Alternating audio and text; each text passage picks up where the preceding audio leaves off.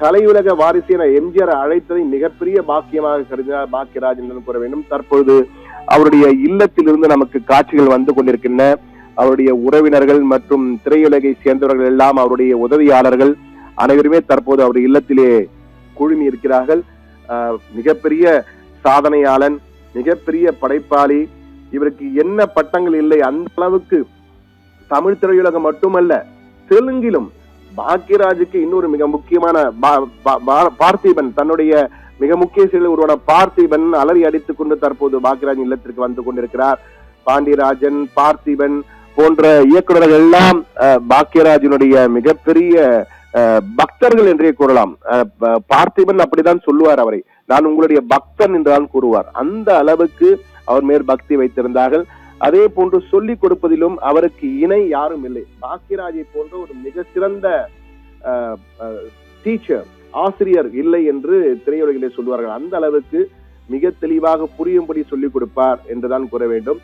அதை ராதிகா ஒரு பேட்டியிலே சொல்லும் பொழுது, கிழக்கே போகும் ரயிலில் நடிக்கும் பொழுது அவருக்கு அப்பொழுது ராதிகா லண்டனில் இருந்து வந்திருந்தார். அவருக்கு தமிழ் பெரிதாக தெரியாது.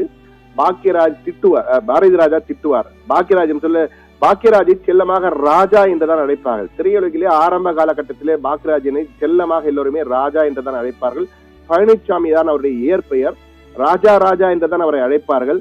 ராஜா என்று அழைக்கும் பொழுது அவர் மிக தெளிவாக தமிழ் புரியும்படி அவருக்கு தெரிந்த ஆங்கிலத்தை கலந்து ராதிகாவுக்கு சொல்ல, ராதிகாவை புரிந்து கொண்டு பேசியது.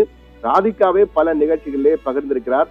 அது மட்டும் மிக முக்கியமானது, கமல் ரஜினிக்கு இணையாக சூப்பர் ஸ்டாராக பாக்கியராஜ் இருந்தார் என்பதை ஏன் சொல்கிறேன் என்றால், அப்போது கமல் ரஜினிக்கு தமிழகத்தில் இருந்த ரசிகர் மன்றங்கள் போல பாக்கியராஜ் ஒரு திரைப்பட இயக்குனருக்கும் ரசிகர் மன்றங்கள் இருந்தது என்றால் ஆச்சரியமான விடயம். அப்போது சாதாரண 1-2 ரசிகர் மன்றம் இல்ல, 2416 ரசிகர் மன்றங்கள், பதிவு செய்யப்பட்ட ரசிகர் மன்றங்கள், 2416 ரசிகர் மன்றங்கள் பாக்கியராஜுக்கு இருந்தன.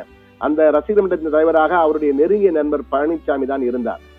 பழனிசாமி ஒரு பேட்டியிலே தெரிவித்திருக்கிறார், ரஜினி கமலுக்கு இணையாக ரசிகர் மன்றத்தை கொண்டிருந்தார் பாக்கியராஜ். அதனால்தான் அவர் தைரியமாக அரசியலும் களம் பதித்தார். ஆனால் அவர் அரசியலை எதிர்பார்த்த அளவுக்கு அவரால் பரிணமிக்க முடியவில்லை, சோபிக்க முடியவில்லை.